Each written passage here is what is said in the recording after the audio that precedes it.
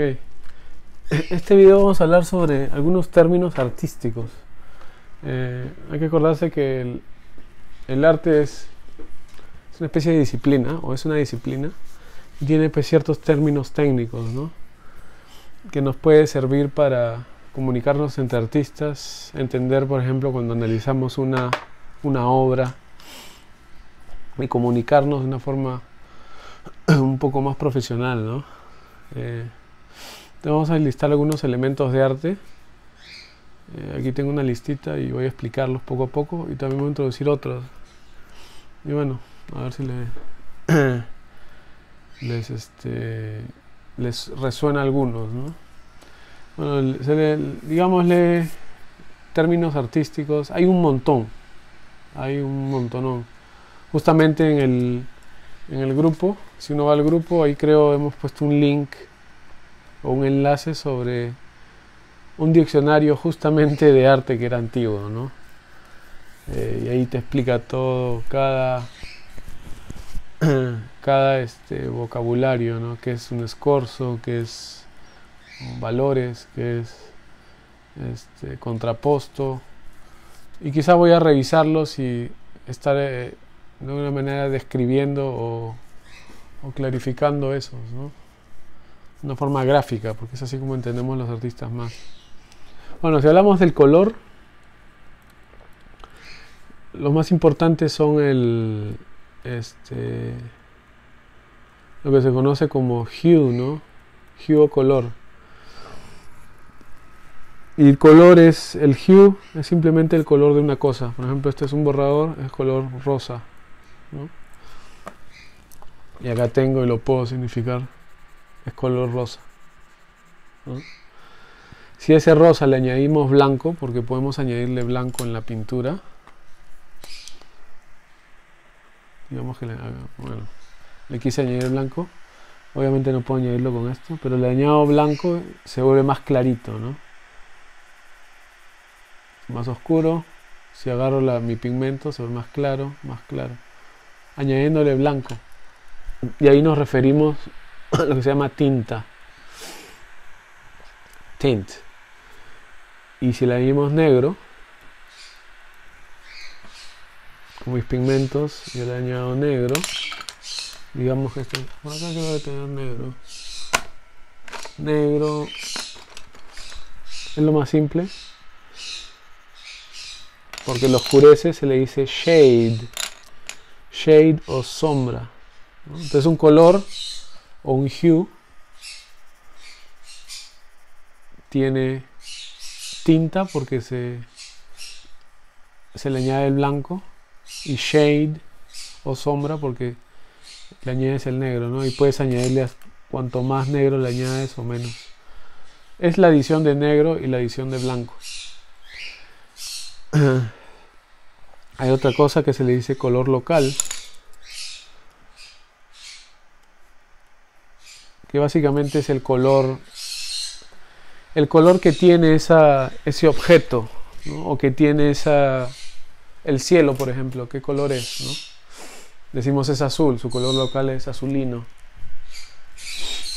O simplemente con los lápices de colores, este es el color local, que es el color puro, no ha sido modificado, ¿no? Y obviamente los colores, como te vienen en el tubo, o como te vienen en los lápices de colores, cada uno tiene su color puro, ¿no? Ya se añade el blanco, se cambia, se añade el negro, se cambia. El color local es el color que tiene, por ejemplo, esto, ¿no? O, ¿qué color local es? Este color azul, azulino, y este. Sin contar lo que llamamos el tono, ¿no? O el valor. Eso no hay que confundir. Nosotros le llamamos valores, o la valoración, como se escucha, al cambio de sombra y luz, porque la valoración va de sombra hacia la luz. También hay una valoración en blanco. El blanco puede ser más intenso o menos iluminación. Eso ocurre en la esfera, ¿no? Eso más lo ves cuando trabajas un papel de tono. Por ejemplo, acá tengo un ejemplo en blanco. Acá tengo un retrato que hice. Papel tonado y usé gouache, que es gouache es pintura blanca que se diluye con agua, ¿no? Y usé tinta. Entonces la tinta nos da diferentes valores de oscuridad, de acuerdo a diluirlo así como la acuarela, ¿no? El blanco también se puede diluir en diferentes intensidades, ¿no? Entonces acá hay una serie de valores diferentes, porque cambian. Ahí estoy representando dónde le pega la luz y dónde le pega la sombra al objeto. Me estoy olvidando del objeto como que tenga color, ¿no? Lo desempacamos en diferentes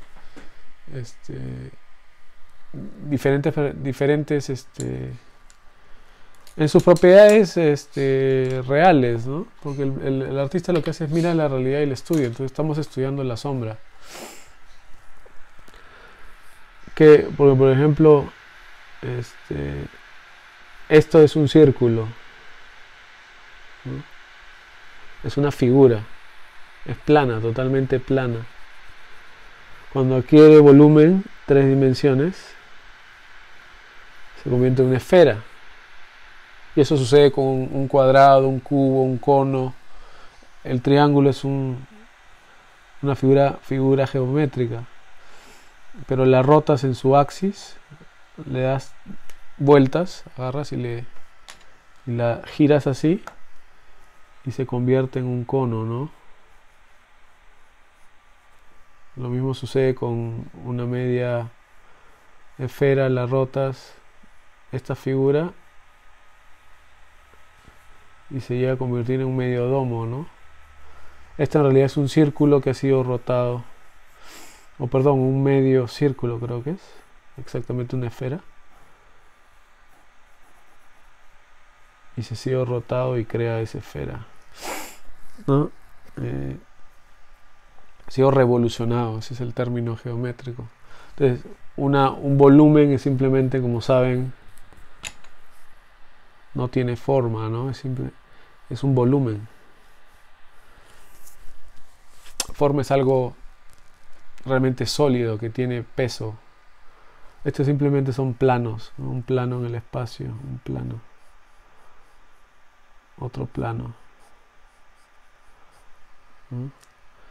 Entonces, ¿a qué voy con esto? Que lo que se hace es, a este volumen se le prende el foco, se le prende la luz, porque todo está en oscuridad. Si vamos al espacio, todo es totalmente oscuro. Voy al espacio y es totalmente oscuro. Ese es uno de los principios por qué la mayoría de artistas antiguos agarraban su lienzo y lo oscurecían. Eso decía Leonardo da Vinci, ¿no? Empieza en tu lienzo y oscurécelo todo, dale una aguada negra, una aguada oscura, y empieza a trabajar las luces. ¿Por qué? Porque se prende la luz y se está iluminando, ¿no? Entonces recién ahí la forma aparece, las formas aparecen porque la luz va apareciendo. Yo agarro y le pongo un tono más oscuro acá y ya empieza a leer una forma, ¿no? Lo saqué de la oscuridad, de la darkness. I get it out of darkness. Es diferente a cuando dibujamos en papel blanco. Todo está iluminado y hay que agregar la sombra, ¿no? Entonces hay que agregar el contorno y hay que darle la sombra. Entonces es una forma aditiva. Esta es una forma negativa cuando trabajas en algo, un papel, como hacían los maestros, ¿no? Un papel, la mayoría no trabajaban en blanco. Esa es una práctica impresionista. Porque se había la idea de que todo estaba en oscuridad, todos los cuerpos están oscuros y se iluminan por la luz, ¿no? Y obviamente cada cuerpo es diferente, el opaco, el transparente, el translúcido, ¿no? Entonces cuando nosotros pensamos en la valoración, pensamos simplemente en una forma transparente que ha sido bañada con luz y la sombra se va creando. Entonces ya deja de ser un volumen y empieza a ser una forma. La forma necesita luz, si no, no existe la forma, ¿no? O el cuerpo es un cuerpo, ¿no? Es una sólido, porque ya tiene luz, ¿no? Y el color va encima, el color local, el color de la... Si uno mete una glaze, una velatura, el color sigue habiendo sombra y luz, pero nos da el color de qué es, ¿no? Porque el color existe en la luz, ¿no? Hay color en la sombra. Vamos a meter un poquito azul, azulada. Y vamos a hablar sobre las sombras y las tonalidades. Diferentes autores o diferentes artistas dicen diferentes cosas, ¿no? Pero ese es nuestro color local, que ha sido aclarado o ha sido oscurecido, ¿no? Ese es lo básico. Obviamente ya tenemos los complementarios y toda esta serie de teorías, y a raíz de las observaciones, ¿no? Porque todo depende de tu fuente de luz, ¿no? Estamos asumiendo una luz blanca que no tiene color. Entonces, esa es la valoración. Perdón, ¿cómo se llama? La valoración. No hay que confundirlo con el tono, porque el tono simplemente es como la tinta, ¿no? Puede haber un tono, como por ejemplo aquí tengo un morado y tengo otro morado. Son dos morados, uno tono más claro, tono más oscuro, pero los dos son violetas. Bueno, este es un poquito más claro, este es un poquito más oscuro, pero el color es ese, tiene ese tono, esa tonalidad, como las paredes, ¿no? Dentro de ese color ya hay valoración, entonces ya se cambia a una shade, ¿entiendes? O sea, la shade es la mezcla del color y del shade. Tono simplemente puede ser el color de diferentes tonos. Ya en realidad hay artistas que, bueno, mezclan los dos y le llaman un tono 5, un tono 6, cuando están hablando de valores, ¿no? Habría que hacer una poquita de diferenciación. No hay que ser exactos, pero eso es lo que es, ¿no? Cualquier cosa me pueden decir si no concuerdan con la idea, pero más o menos así es como yo lo entiendo, ¿no?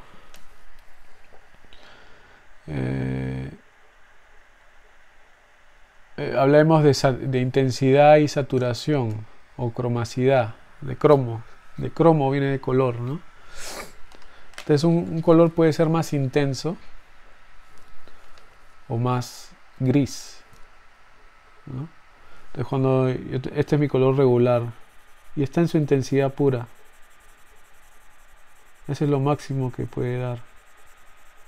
Cuando yo añado el blanco, la intensidad se va friando, porque el blanco lo que hace es agrisa las cosas. Si yo agarro este y lo mezclo con un complementario, no sé, con rojo con un poco de azul, ya lo agrisé, perdió intensidad, ¿no? A veces el pigmento podemos hacerlo duro y es totalmente intenso, suave, menos intenso. No solamente es intensidad por su color, sino por qué tanto pigmento le ponemos, porque de acuerdo al medio que usas, ¿no? Si usas acuarela, la intensidad simplemente la cambias cambiando la sombra, ¿no? La intensidad la cambias mezclando otro color o su complementario. Este mismo color le podemos dar más intensidad si le metemos... Bueno, este está muy fuerte. Por ejemplo, tengo este color celeste y le meto amarillo, ¿no? Es una forma de experimentar. El amarillo es un color intenso. No solamente le cambié la intensidad, pero ya creé otro color nuevo, ¿no? Entonces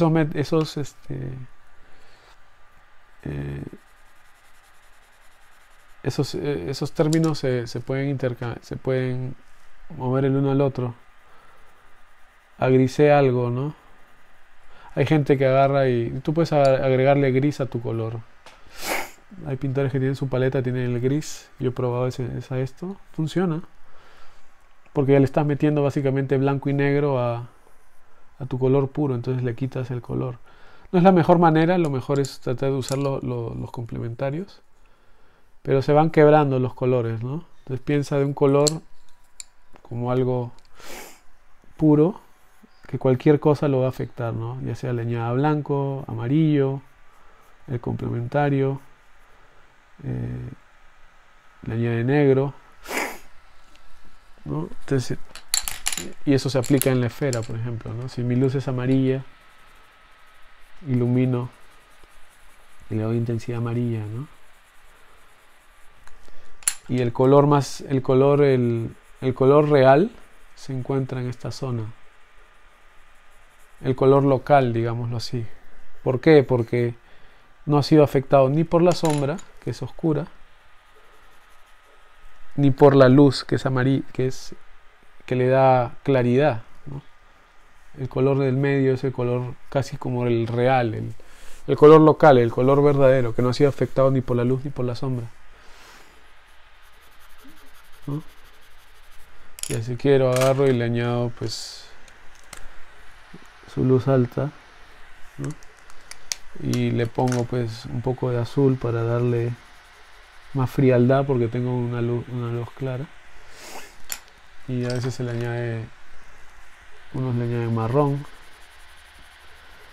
Toma mucha observación, ¿no? También son trucos que se pueden usar, pero eso es lo que es el color, color local, intensidad, ¿no? Esos términos.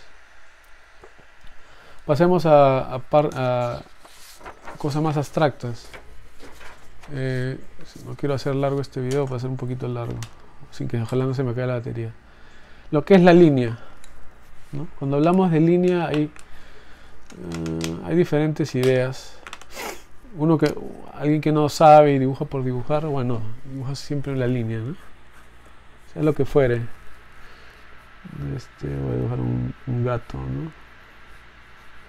Entonces, ¿qué es la línea?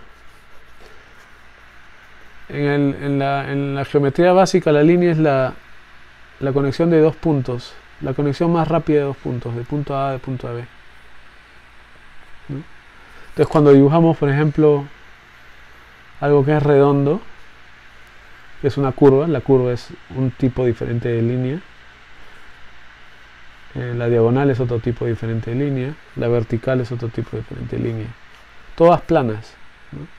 Entonces, cuando yo dibujo algo que es complicado, supongamos, para mí más fácil es dibujar una línea recta y otra línea recta, otra recta y otra recta, lo que se llama el encaje. Esa es una técnica que se usa. Dos puntos más rápido llego a la distancia y puedo calcular sus distancias, y luego empiezo a partir el contorno, ¿no? Partir en líneas más pequeñas, lo que hace un escultor, ¿no? Él no puede esculpir una curva, sino empieza por ir cortando en pedazos, en formas simples, y de ahí va tallando, ¿no? Por eso talla en planos, y luego ya se pueden ir redondeando, ¿no? Entonces, la línea es dos puntos. Un punto no tiene dimensión, simplemente es una localización. Eso nos ayuda para cuando estás haciendo una escultura, cuando estás jugando perspectiva, ¿no? Donde veo mi punto de fuga, ¿no? Una línea es una serie de puntos.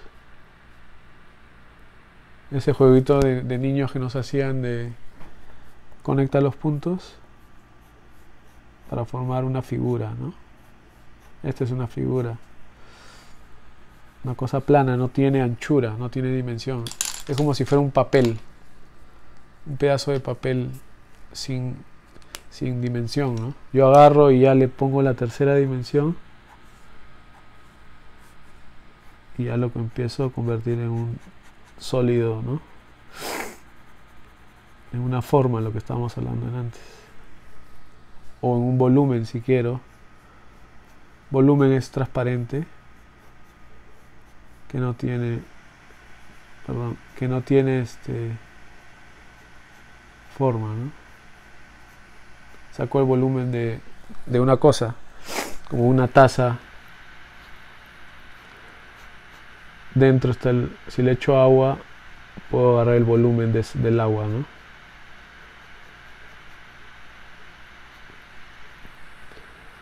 Ese es el volumen que contiene, como si fuera aire, ¿no? Diferentes planos.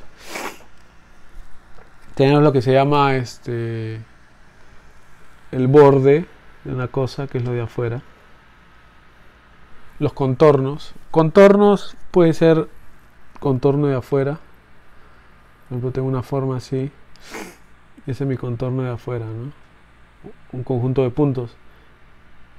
Dentro pueden haber puntos en la superficie y esos también son contornos. Yo los conecto a los puntos. Esto lo ves en arquitectura, en la matemática simple, los programas de 3 dimensiones. Ya puedo darle topografía, ¿no? Porque estoy pasando líneas sobre contorno. Estas son líneas de contorno. No necesariamente están en la parte de afuera de una forma. ¿Por qué? Porque a la hora que esta forma se mueve, supongamos la muevo y esta la elimino y que esta es la parte de afuera, ¿no? Entonces un cilindro, por ejemplo, tiene contornos alrededor. Cualquier forma puede tener contornos, ¿no?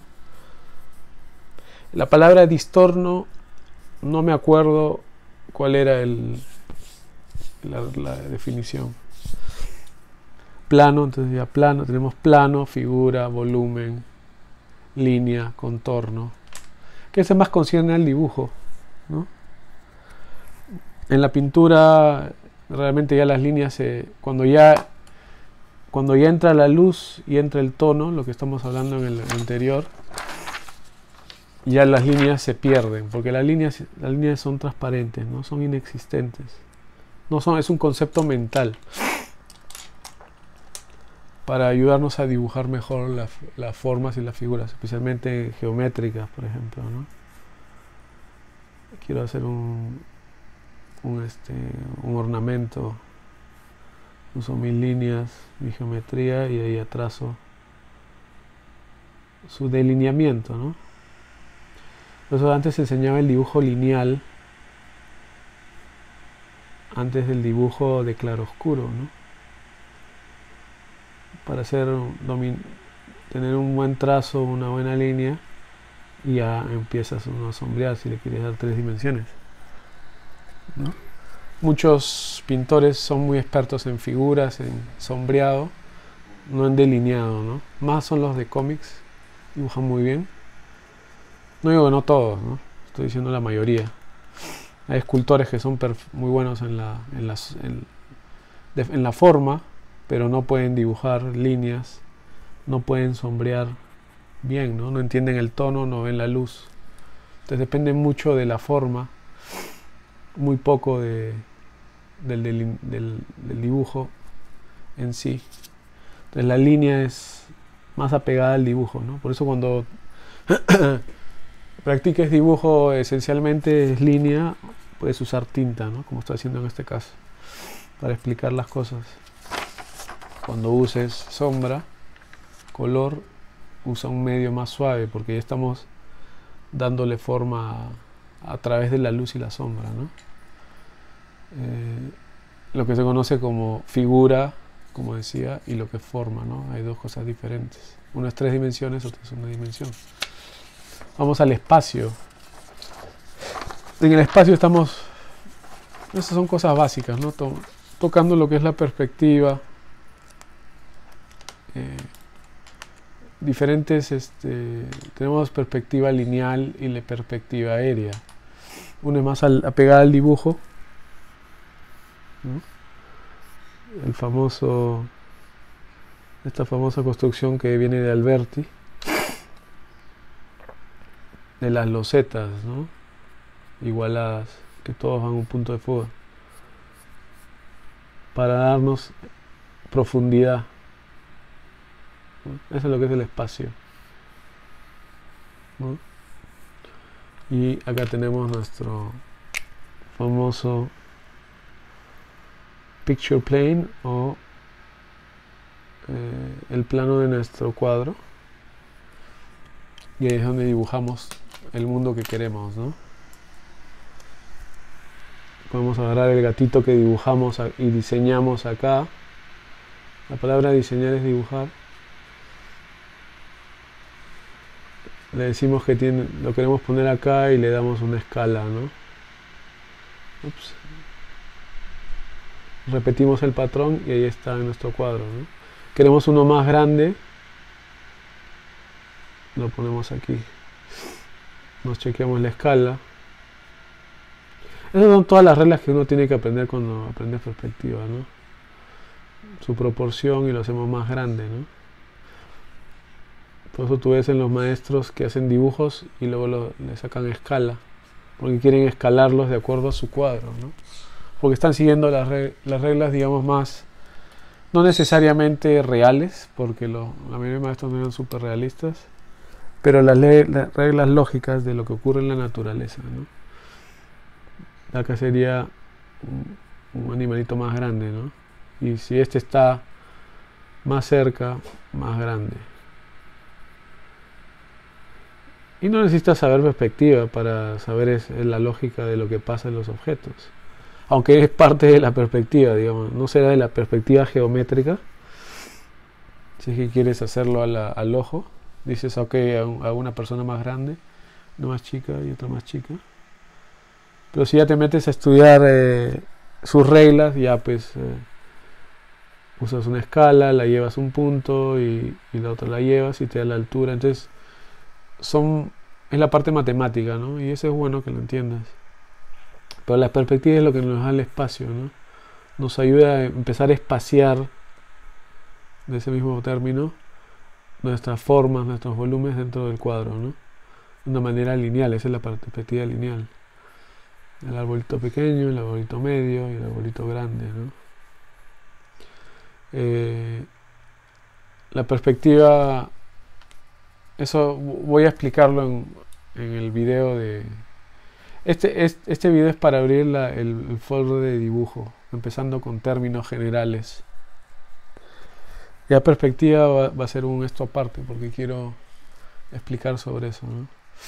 De ahí obviamente tenemos la perspectiva aérea, que más depende del coloramiento azul. Cuanto más atrás es más azulado las cosas, ¿no? Por la atmósfera. Cuanto más cerca está, es más clara las cosas. El contraste entre dos cosas es más claro. Déjame hacerlo con lápiz. Cuando se alargan, perdón, en la distancia se van hacia atrás, se va haciendo más suave, ¿no? Ese árbol ya no es tan duro como el del frente, no tiene tantos detalles. Acá le podríamos detallar hasta un poquito de hojas, ponerle color verde intenso, ¿no? Y eso tú lo vas viendo en los maestros, ¿no? Conforme se va azulando, se va haciendo más suave. Ya no hago las hojas, todo el detalle, ¿no? Y si quieres ser más realista, eso me explico. En los dibujos, en las pinturas. No es cuestión de dibujar todo el detalle, sino unas cuantas líneas, unos cuantos dicen lo mismo porque está en la distancia. Hay otras reglas de que, por ejemplo, los objetos blancos se quedan, creo, de la misma intensidad. Eso ya tienes que observarlo. Pon un objeto aquí en la realidad y ese mismo objeto lo pones a 50 metros y si es blanco no va a cambiar, ¿no? Si es oscuro, si es oscuro se aclara más. Este oscuro que es aquí cerca estaría muy oscuro. Eso ya lo ves en la pintura. Más atrás es más suave, ¿no? En cambio el blanco puede mantener su misma intensidad, mismo contraste, hasta a veces ser más brilloso, porque si hay más luz acá, se ve más brilloso, ¿no? En los objetos claros. Eso ya vamos a tener que explorarlo cuando hablemos específicamente de lo que pasa en la perspectiva atmosférica. Eso es lo que nos va, las cosas que nos dan volumen, nos dan espacio.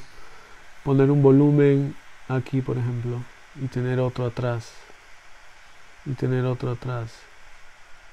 Esas son cosas básicas del dibujo, ¿no? Entonces, cuando yo lo delineo o lo sombreo, sé que este está al frente y este está más atrás, por la forma en que he puesto mis líneas, ¿no? Pues estudia los dibujos de los maestros, vas a ver cómo expresan el volumen a través de simplemente líneas, ¿no?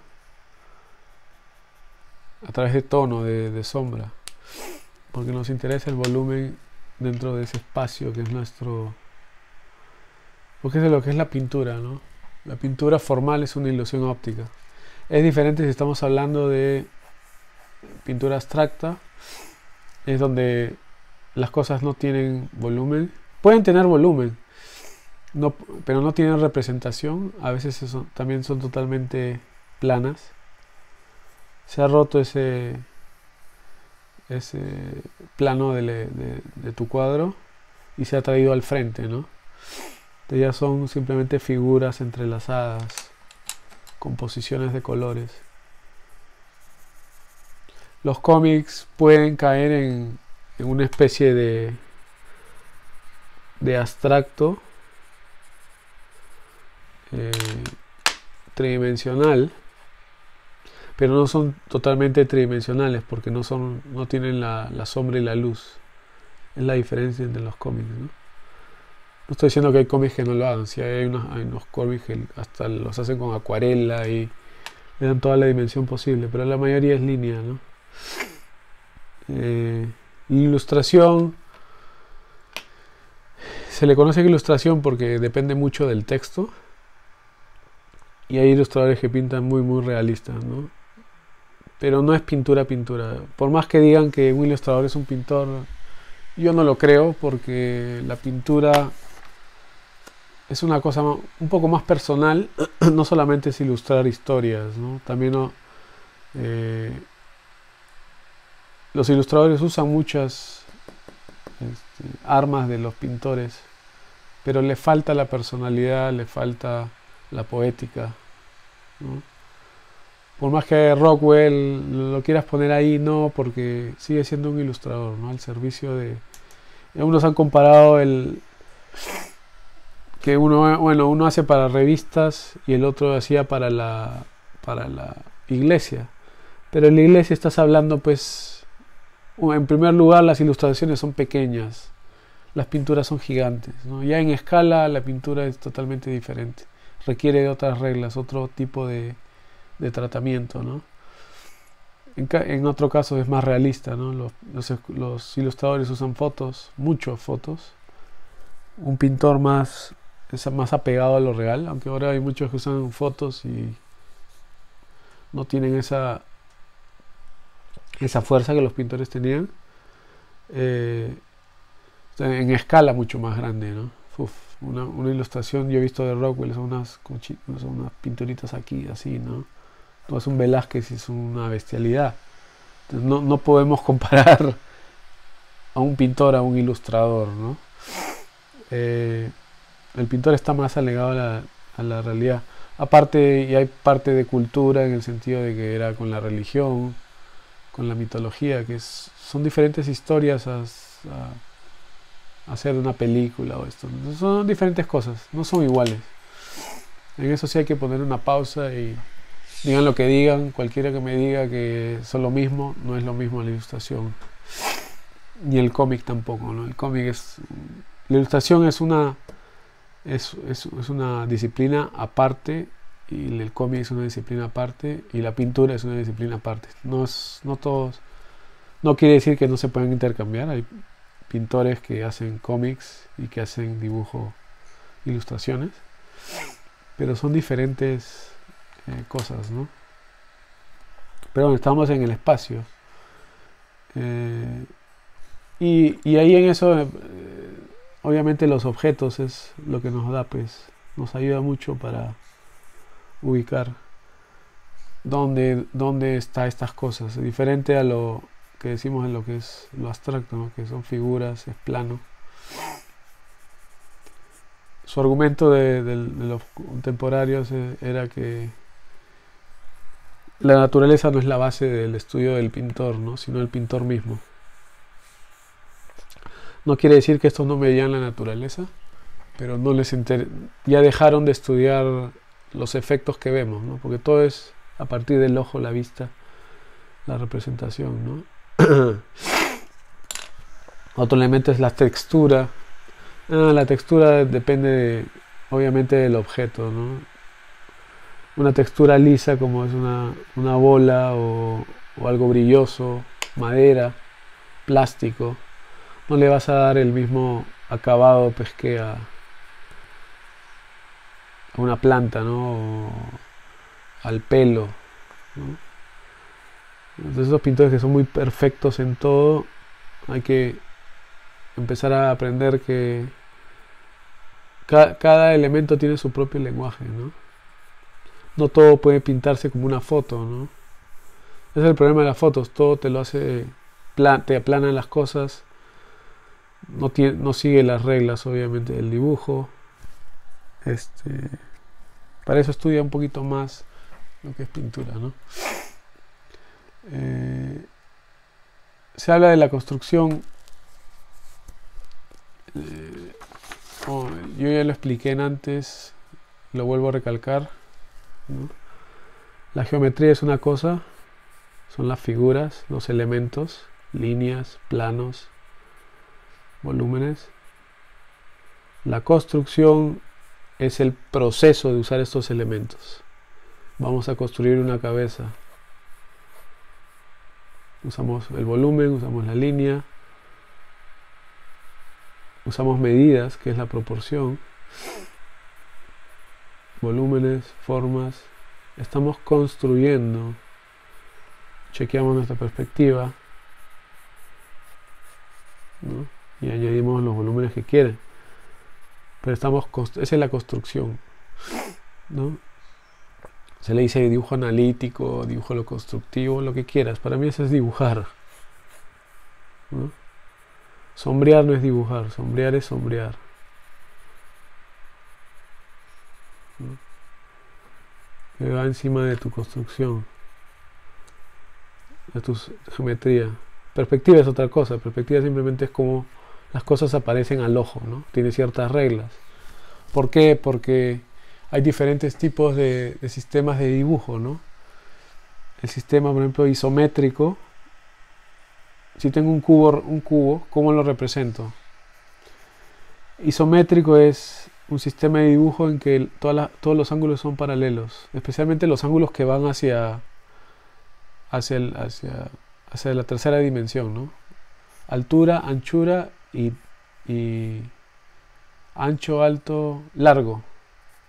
Ancho, alto y largo, lo que va al espacio. En el dibujo isométrico todo se mantiene paralelo. ¿Ves que este es paralelo a este? Y tú puedes hacer algo tridimensional con isométrico. Axonométrico, isométrico, no me acuerdo cuál es la diferencia, creo simplemente es el ángulo. Pues usas las distancias reales de los objetos, ¿no? Si tengo un cubo, eso es lo que mide el cubo. Le puedo poner una escala si quiero. La diferencia entre la perspectiva es que la perspectiva requiere de un punto de vista. El nivel del ojo, si me estoy alzando, estoy arriba, abajo. El isométrico no, usualmente el isométrico es todo en una dirección, todo paralelo. Si represento el cubo de una forma de perspectiva, yo agarro, pongo mi punto de fuga, porque tiene ciertas reglas, y pongo mi otro punto de fuga, y lo voy construyendo, y te das cuenta que estas distancias de acá y los ángulos, perdón, van cambiando. Fíjate la diferencia entre este cubo y este cubo, ¿no? Porque esto sigue una regla, esto no sigue a la vista, no es simplemente un sistema para dar 3 dimensiones. Y eso es bueno aprenderlo para poder agarrar volúmenes y entenderlos rápidamente, ¿no? Pero estos no están sujetos a nada, ¿no? Es diferente a un cuadro. El cuadro necesita, pues, un punto de distancia. Qué tan lejos va a ver la persona a tu cuadro. Y qué tan lejos es, determina mi punto de distancia. Y ese es donde los diagonales tienen que ir. Y toda una serie de cosas que tienes que aprenderlas. Si quieres hacer algo más realista, ¿no? Cómics, ilustración, su perspectiva es muy ligera. Pintores que realistas, más o menos, ligera. Un pintor serio tiene que estudiar perspectiva, porque está representando lo que ve. Y hay argumentos que así no se ve, y esto, que se acaben esos argumentos, son tontos. La perspectiva se está usando por mucho tiempo, está comprobada, funciona. Tú en cualquier parte, en cualquier objeto de esto la vas a encontrar, ¿no? Especialmente arquitectónico. Y ese sistema se usó para representar y para usar otras estas cosas. Entonces, estúdialo bien, te va a tomar muchos años. ¿En qué estaba? Entonces, eso es lo que es la construcción, ¿no? Construcción es poner la geometría, que es un estudio aparte, con compás, y yo voy a hacer unas demostraciones como para ir lo que hace la geometría es estructura tu pensamiento al sistema de Platón, ¿no? Al sistema de los sólidos de la geometría, para poder abstraer la realidad y verla mejor, ¿no? Los que son muy naturalistas no les interesa eso estudiar, y bueno, son naturalistas. El dibujo es un artífice. Lo clásico es un dibujo artífice, lo tradicional. Es un sistema, ¿no? Tiene reglas, tiene trucos, tiene fórmulas. Es una disciplina, ¿no? Totalmente diferente a lo que simplemente es pintar lo que uno ve, ¿no? Dentro de esto, por ejemplo, tenemos la ortografía. ¿Qué es la ortografía? Tengo este cubo y yo le digo, dame las dimensiones de este cubo, y yo te las dibujo como un ingeniero, como un arquitecto, como un draftman, un dibujante. Te digo, esto mide así, así y así. Ortografía simplemente no tiene 3 dimensiones. Esa es mi elevación del cubo. Te doy un objeto más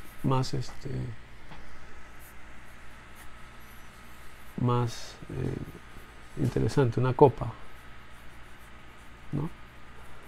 Dame la ortografía, dame una vista ortográfica de su altura. Me imagino a la copa como si lo hubiera puesto, la hubiera pegado enfrente. Es así. Quizá le veo un poco de la elipse. Le dibujo plana, ¿no? Y te digo, esto mide tanto, y esto mide tanto, y esto mide tanto. ¿Por qué? Porque el artista también era un artesano, ¿no? Tenía que hacer el dibujo. El dibujo se emplea para dibujar cosas reales. Ahora lo hacen los dibujantes industriales. Si eres un escultor necesitas dimensiones reales, ¿no? No puedes no medir, si no te sale la copa como quieras, ¿no? En cambio ahí ya se pueden medir las proporciones. Puedo sacarle, si quiero sacarle proporciones áureas, o quiero que mi proporción sea armónica, ¿no? Es parte del dibujo. Esto te lo voy a enseñar la geometría, ¿no? Esta es una vista ortográfica, lo que hacen los arquitectos cuando dibujan un plano, una elevación de una casa, lo que hacen los escultores cuando hacen su dibujo de para agarrar medidas, cuánto quiero que mida mi escultura. Puede hacer un dibujo grande o no. Hay muchos escultores que ya no hacen eso. Hay unos que sí todavía mantienen esa práctica. Se dibuja en plano, ¿no? Si yo te digo una planta de esto, la planta significa una vista desde arriba ortográfica. Tengo que sacar primero el círculo que está acá, ¿no? Entonces yo agarro y saco ese círculo, tiene esa dimensión. Y este círculo es más grande. Acá es un elipse porque está en isométrico o axonométrico, en 3 dimensiones. Estaría acá, ¿no? La parte de arriba de la copa. Ese es el plano. Ese es importante porque cuando uno dibuja un objeto como este, hay que imaginárselo al frente, de arriba, de atrás, del otro lado, de una forma tridimensional. Perdón, en todas las dimensiones, ¿no? Entonces yo si lo dibujo al frente es básicamente 2 cuadrados así y tiene un piquito acá. Y este objeto de arriba es así y el piquito está acá y acá. Y de atrás, de la parte de abajo es así, ¿no? Y bueno, del costado es casi igual. Entonces yo basado en estos planos, porque esos se dice planos, no tienen dimensión, cuando lo reconstruya, cuando lo quiera construir en un modelo, saco las medidas, todo, digo, ok, este va aquí y el otro es así, es un cuadrado, entonces va a ser un cilindro esta vez y tienes a esto. Entonces voy pensando como un ingeniero, ¿no? Como un arquitecto, como un dibujante, porque si vamos a Loomis o cualquier ilustrador regular, dibujas en 3 dimensiones, ¿no? Transparente. Ya logramos un dibujo a partir de estas vistas ortográficas. Entonces una buena práctica, agarra un objeto, no lo dibujes como lo ves, que ese es diferente, dibujarlo como uno lo ve. Puedes usar perspectiva o simplemente encajas y lo dibujas, sino dibújalo en sus aspectos, ¿no? Cómo se ve de frente, para que vayas acostumbrándote a ver sus proporciones y puedas medirlas. Cómo se ve así, ¿no? Cómo se ve de aquí, de las 4 básicas, ¿no? Frente, de lado, de atrás, perdón, déjame decírtela. Frente, del plano, de costado. Los 3 aspectos, ¿no?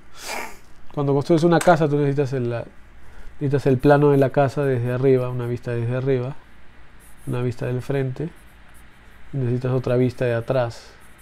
Las vistas posibles, eso en dibujo de ingeniería se usa mucho. Eso te ayuda a pensar en objetos tridimensionales. Conoce las diferentes vistas ortográficas y ya te construye las 3 dimensiones, ¿no? Y eso se conecta con la perspectiva, ¿no? Que es un conjunto de vistas. Otra cosa es, por ejemplo, la sección, y esto también lo he explicado. Un corte, hay cortes, y si cortamos acá, saco esto, ¿y qué sería, no? Un círculo. Si tengo el cuerpo de una mujer, todo sensual,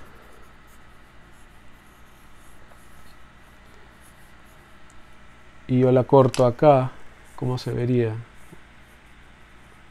Su cintura. Si la corto acá, los senos. No sé, lo vimos en la anatomía, en uno de los videos de anatomía. Los diferentes cortes, ¿no? Cross sections se dice, secciones se le dicen. Esto se usa mucho especialmente en la arquitectura, en la ingeniería, en la escultura también se puede usar. Se usa cuando uno quiere entender algo en la sección de una parte, en los dibujos anatómicos. Cuando tú estás dibujando, ¿no? Quieres un escorzo, una pierna hacia acá, tienes que entender el volumen en sección para entender cómo lo hago, ¿no? Eso lo vas a ver en Leonardo, se le ve unos estudios de él que hace eso. Entonces esas son las secciones, ¿no? Es parte del dibujo. ya puedo mover digamos, la pierna, ¿no? Porque conozco todos sus cortes, sus secciones. Hay un famoso dibujo de Leonardo que le agarra una pierna y la rebana en partes.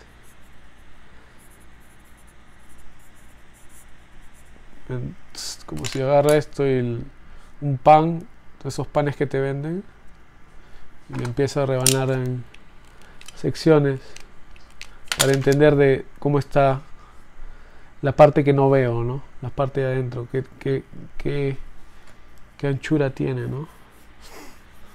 Todas estas anchuras. Eso te ayuda a pensar en 3 dimensiones, ¿no? Entonces, entre la perspectiva, el dibujo ortográfico, vas haciendo esa conexión de los dibujos, ¿no? Por eso quería hablar mucho de términos artísticos. ¿Cuánto llevamos? Casi 1 hora, está bien. Bueno, la dirección, ya dije, direcciones, vertical, horizontal, diagonal, curva. Si tú dibujas cosas verticales nos da pues seguridad, ¿no? Diagonales, dinamismo. Si yo la pierna la hago así es más dinámica. Si lo hago más curvo, como por ejemplo en el manerismo, en el barroco, nos da un sentido de movimiento, ¿no? Todo cosa horizontal nos da calma. Por ejemplo, un paisaje, algo plano nos da calma, nos da estructura, ¿no? Son partes del lenguaje del arte, ¿no? El tiempo y el movimiento. Estoy leyendo justamente de unos términos, estoy tratando de darles lo que yo pienso de ellos, bueno, lo que más o menos es la disciplina. Cuando hablamos de tiempo en la pintura, hay que entender qué significa. O sea, la pintura es muy parecida a una foto, no tanto como una película. La película es una serie de momentos, ¿no?, que transcurren de principio al fin. La foto es parecida a la pintura, pero es un instante, es un segundo. Y ahí se crea la foto, ¿no? El problema es que la pintura quiere representar lo que es la foto, que es un momento. Quiere representar, no sé, digamos alguien corriendo, ¿no? Ese dibujo. Alguien corriendo. Un momento en la película. Es lo que hace la foto. Pero la pintura va a representar ese momento, pero no como es, obviamente, ¿no? Para los pintores que solamente agarran fotos y reproducen pinturas, quieran lo que quieran, eso no es pintura. Reproducir una foto no es pintura. Por más que seas realista, lo que quieras, reproducir algo igual no es pintura. La pintura tiene composición, o sea, dentro del cuadro, no digo que las fotos no pueden tener composición, pero depende mucho del contexto que han tomado para crear una composición. El artista tiene que crearla, ¿no? Va a elegir dónde se pone esta figura. Un problema de composición. Si quiere esa misma imagen y la puede agrandar, esto también se puede agrandar o achicar. Las formas cambian, ¿no? Si un artista, por más realista que sea, por más naturalista que sea, tiene una cierta personalidad. Cualquier ejemplo, Courbet, que era un realista. Si quieres, los realistas académicos, que son más apegados a la naturaleza, usan diferentes paletas, ¿no? La paleta de una foto depende de la luz y tiende a lo natural, entre comillas, porque la foto te da diferentes contrastes, te aplana las cosas. Eso es un tema aparte. En la pintura la figura puede cambiar las formas porque el artista tiene su manera de dibujar, ¿no? Hace más larga la personalidad, puede exagerar el movimiento, los colores. es donde se entra la poesía, la personalidad, ¿no? Entonces, obviamente es muy difícil que un pintor, si es que es estrictamente pintor, entre comillas, que no está usando una foto, quiera hacer algo corriendo, ¿no? Tiene que ir a ver a una persona cómo corre, y tiene que hacer sus estudios de correr, tiene que ser artista en anatómico para entender cómo el pie pisa y cómo el músculo jala, ¿no? Entonces adquiere más realidad porque es más información que una foto. Una foto es una imagen y cualquiera puede reproducir una imagen, ¿no? Es parte del entrenamiento de un pintor, tener un buen ojo y reproducir esa imagen y cómo se ve. Es parte del entrenamiento, hay que tener ese ojo. Pero luego el pintor, cuando va siendo más artístico, más poético, usa esas herramientas y empieza a cambiar, ¿no? Ya su entendimiento de forma, le puede poner drama, no necesariamente tiene que ser igual a la realidad, ¿no? Si está basando sus estudios en diferentes, de repente estudia un video, por ejemplo, ¿no? Me estoy saliendo del tema, pero es parte de lo que quiero explicar del tiempo y movimiento, ¿no? Este ha sido un instante, un segundo. Esta es una construcción de un momento con una serie de cosas. No estoy diciendo que el fotógrafo puede usar Photoshop y lo que quiera, pero la imagen es seca y ahí se queda. Esto se manipula. Tienen estilo, pintores hay diferentes, ¿no? Aunque sea realista, puede cambiar su paleta. Hay diferentes parámetros, ¿no? En fin, si lo hace de memoria, o lo hace de observación, o usa una foto como referencia, o videos para ayudarse, ¿no? Y aún así, está frisado ese momento igual, ¿no? Artísticamente frisado, o sea, congelado, es un momento. La pintura quiere representar un momento, pero lo hace de una manera poética, ¿no? Y también la manufactura de una foto. Por ejemplo, una foto se toma en un segundo y ya se revela y ahí apareció, ¿no? Es una imagen. Esta es una construcción de una forma, no es una imagen. Es cierto, se proyecta la imagen y se usa la perspectiva, lo que quieras. Pero mientras uno está pintando, está transcurriendo el tiempo, ¿no? Una pintura se ha hecho en 2-3 semanas, un mes, años. Entonces representa uno hecho por la manufactura, es el tiempo alargado. Por eso que vale tanto una pintura que una foto, ¿no? Y con los materiales que se hace, y a mano, y el entrenamiento del artista y todas estas cosas. Representa otro sentimiento. Y puede ilustrar una escena, lo que quieras, ¿no? Pero no es un segundo, no es un instante, son varios. Si fuera una persona posando, yo puedo tomar una foto de una persona posando y agarré un segundo del tiempo en que ella estaba posando y creé mi imagen. Un pintor, mientras que pinta, son ¿cuántas horas? 3 horas, digamos, unas 3 horas que nos dura una sesión de pintura del vivo. Son 3 horas que he estado viendo el pintor y todas esas sensaciones en su ojo para que produzca esa pintura, ¿no? Esa imagen. No quiero llamarle imagen porque una pintura no es simplemente una imagen. Una imagen, un conjunto de líneas, es lo que es el proceso de la foto, ¿no?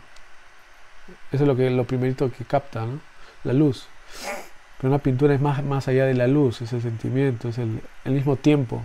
3 horas comprimidas para representar un segundo quieto, ¿no? Es como una película que se ha detenido ahí y tú la ves 3 horas para lograr esa pintura. Y cuando el espectador lo ve, un espectador, se dice que en un museo la gente ve por 20 segundos una pintura, ¿no? Y es casi cierto, y uno va al museo y yo la veo y rápido es la interacción, ¿no? Hay gente que se siente a sentar y realmente disfruta la pintura y empieza a ver más detalles y todo esto. Es como realmente vemos una pintura, ¿no? Entonces son dos cosas diferentes. Entonces el tiempo ha sido comprimido no solamente en el hecho de hacerla, pero en representarla, ¿no? Y es totalmente diferente, ¿no? Y debe ser diferente. Los hiperrealistas, no digo que son malos, pero también parten de una foto, ¿no? Y sí la cambian, realmente no son fotos, pero unos que quieren igualarla y realmente no me encuentro sentido. Ya es para otra cosa, ¿no? Lo que es el tamaño. Y vamos a terminar dos más porque se me acaba la batería y esto es largo. Los tamaños, ¿no? Entender pues que dentro de una composición hay diferentes tamaños, grandes, chicos. Cuando pones un objeto acá, el tamaño que lo pones de esto nos da por ejemplo una escala, ¿no? Si agarro y pongo acá una vasija de esa escala con este hombre, me dice que la vasija es más pequeña, perdón, que el hombre es más grande que la vasija. Pero ¿qué pasa si la hago más grande, ¿no? Y este se vuelve pues una miniatura. Cosas así. De la relación entre las mismas proporciones. Eso es parte de lo que es el tamaño, ¿no? ¿Qué tamaño tiene esto? ¿Qué tamaño tiene aquello? Ser un pintor necesitas mucho conocimiento, ¿no?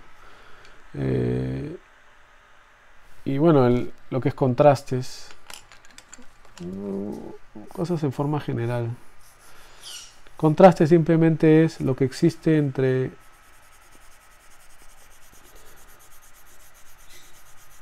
puede ser no solamente en color, contrastes de color, contrastes de tamaño, contrastes de sombras. Contraste simplemente la comparación de dos cosas y el contraste que crean, ¿no? Por ejemplo, este color con este color es diferente a este color con este color, ¿no? Que es rosa. Bueno, es casi. Hay que tener buenos colores porque este es un Prismacolor, este es un Crayola, que es más malo. Pero hay diferente contraste entre ese y ese, ¿no? El contraste que crea pues dos tamaños, ¿no? Estamos hablando del size,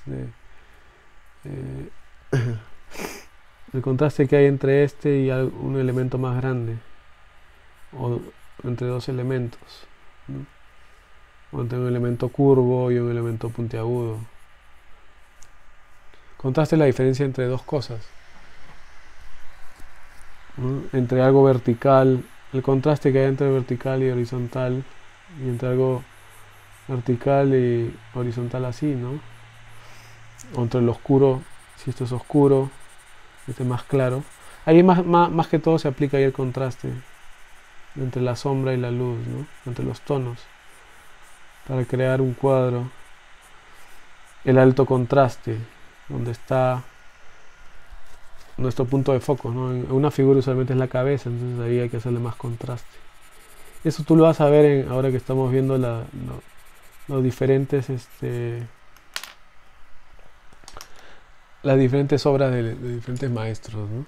Donde crean el contraste más por medio de la luz, usando el color, ¿no? Estoy viendo dónde has puesto la figura, a dónde la has puesto, ubicación. Eso ya tiene que ver con composición, ¿no? Ya vamos a hablar sobre la composición. Bueno, estamos hablando sobre la composición, pero algunas reglas de la regla de tercios, todas estas cosas. Bueno, esos son unos términos que les quería entrar para entrar a lo que es el dibujo. Es casi una recapitulación de varios términos que ya estamos viendo, obviamente. Pero para ir aclarando, ¿no? Ya en la segunda parte quizás voy a revisar bien ese diccionario y dar las definiciones de los diferentes términos, ¿no? Lo que es colores opacos, lo que es un medio, lo que es un escorzo, lo que es el contraposto, como decía. Toda esta serie de términos que usamos en el dibujo y en la pintura.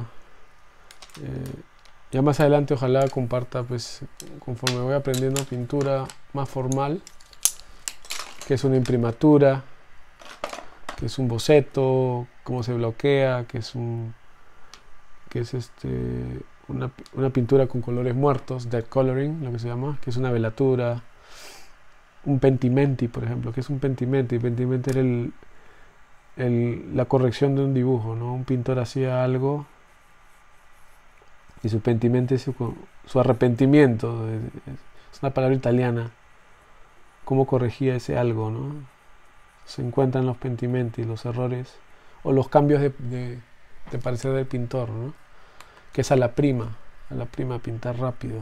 Todas estas cosas van a estar dentro de este folder de dibujo, ¿no? Y cómo dibujar algunas cosas, quizás cómo tajar, cosas que las he visto en otros canales, pero usualmente en inglés, y compartir esas cosas, ¿no? Y bueno, como siempre, si alguien está interesado también en compartir sus videos, yo puedo linkearle a su cuenta, o si me quieren dar un video y colgarlo acá, una forma de compartir lo que sabemos entre uno y otro, ¿no? Pero bueno, gracias por escuchar una hora.